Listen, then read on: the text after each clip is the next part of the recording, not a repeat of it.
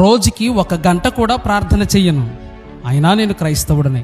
ప్రతిరోజు వాక్యం చదవను, అయినా నేను క్రైస్తవుడనే. క్రమంగా మందిరానికి వెళ్ళను, అయినా నేను క్రైస్తవుడనే. మందిరంలో అరగంట కూడా వాక్యం వినలేను, అయినా నేను క్రైస్తవుడనే.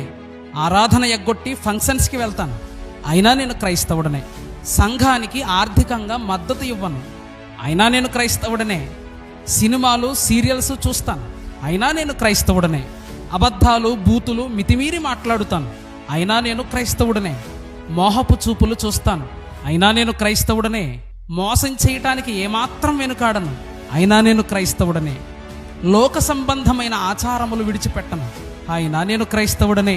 పరిశుద్ధమైన జీవితమును గడపను, అయినా నేను క్రైస్తవుడనే. పొరుగువానిని ప్రేమించను, అయినా నేను క్రైస్తవుడనే. సువార్తను ప్రకటించను, అయినా నేను క్రైస్తవుడనే. దేవుని యందు భయభక్తులు కలిగి ఉండను, అయినా నేను క్రైస్తవుడనే. దైవజనునికి విధేయత చూపించను, అయినా నేను క్రైస్తవుడనే. నిస్సహాయులను బలహీనులను ఆదరించను, అయినా నేను క్రైస్తవుడనే. వాక్యానుసారముగా జీవించను, అయినా నేను క్రైస్తవుడనే. నేనింతే, నా బ్రతుకింతే, నేను మారను. చూసారా, ఇది నేటి క్రైస్తవుల తీరు. క్రైస్తవులమని చెప్పుకుంటూ క్రైస్తవులు కాని సాతాను సమాజం.